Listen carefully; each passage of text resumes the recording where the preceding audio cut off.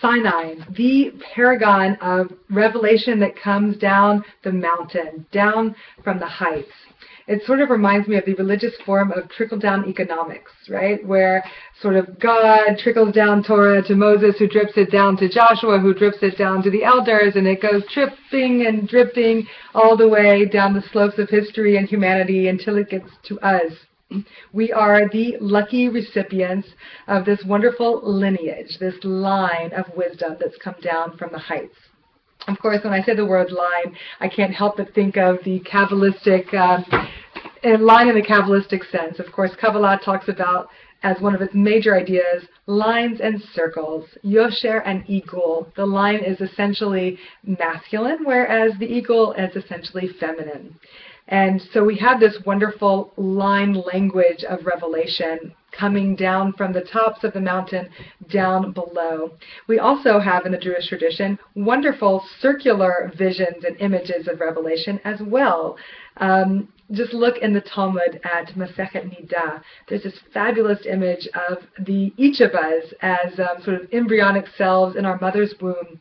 An angel comes, lights a candle above our in vitro souls, and in the drench of that lamplight teaches us the entirety of Torah.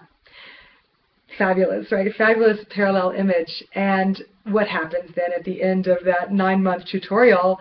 At our destined hour of birth, that self-same angel comes and sort of slaps us beneath the nose in making this indentation known as the philtrum in anatomical parlance.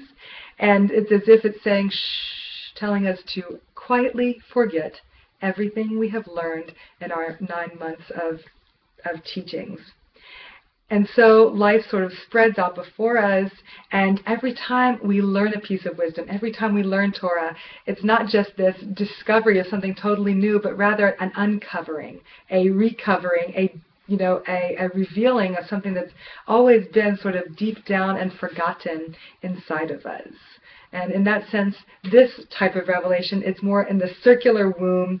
It's where wisdom is sort of deeply tucked away inside of us. It needs to be accessed by going within. That's how we get there. That's how we reach the treasures, is by going deep into ourselves, into the sort of recesses of what is forgotten. I love it that in the Hebrew poetry of the word for pregnancy, beherayon, is the first letters spell out bahar, which means on the mountain. Of course, showing this wonderful kind of parallel twin locales of revelation on the mountain and in the sort of mountainous belly of the mother. This fabulous feminist sort of vision of what it means to access highest, or rather deepest, wisdom. I also love it with this image that we have the philtrum here involved. And the philtrum becomes this embodied emblem, a reminder, really, of what I've forgotten. A reminder of what I've forgotten, a reminder of what's hidden. That every time I look at another person's face, really, I'm reminded of what I've forgotten. I'm reminded of all the Torah and all the wisdom I have deep inside of myself. And I'm reminded that, wow, that person also has all of that wisdom deep within them. So that every time we look at somebody else, we can be reminded of this hidden circular wisdom that we've all received as our just natural birthright of being in a mother's womb. And so I want to put out this prayer, really. This is a prayer that we should access and have spaces where we can do the depth work of accessing our deepest wisdom.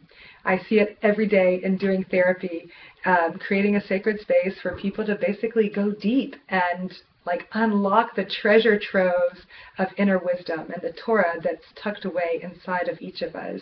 We can do this. This is natural to us. All we need to do is to deepen into ourselves and uncover what's already hidden there. So this is a poem, a prayer to the angel of forgetfulness. Just touch us lightly beneath the nose, that our lips might part in prose. Let us not forget you, though our souls fall into the world. Let luminescence last us still, and still our hearts with seraph quill, if we fall too far to hear and memorize your notes. Send a script, a scrap of timber. Let our fingers be equipped with pencils. May our newborns have utensils to inherit as we grow. And we will write what we have learned here in this hollow, warm, and light-filled. So just touch us slight, that we might recite all that the angel quill inscribed upon our souls. And from this amniotic Sinai, we will find the voice to cry the truth, though all the world might call it lies.